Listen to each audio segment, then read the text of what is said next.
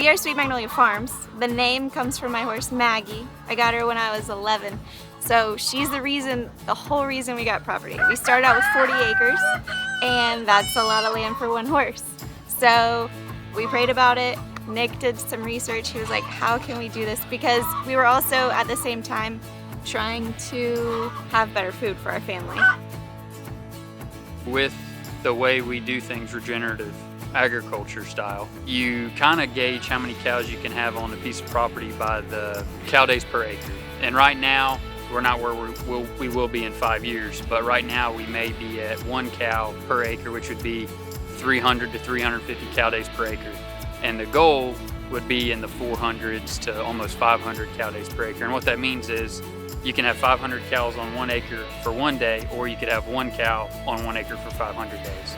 And that's with us rotating them regularly, giving the ground ample rest and time to recover, and just moving them systematically through the property.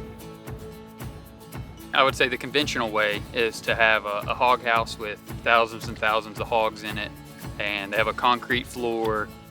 You know, they may have some fans for ventilation, but the sun never hits the ground. You know, God made the sun, it's a natural disinfectant, and it helps sanitize the ground from where the pigs were and where the cows were, where the chickens were.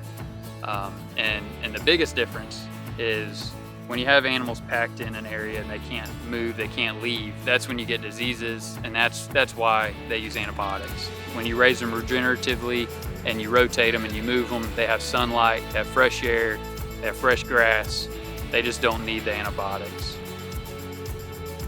We encourage you to know your farmer. The disconnect between consumer and producer is very large, and that's what we're trying to do.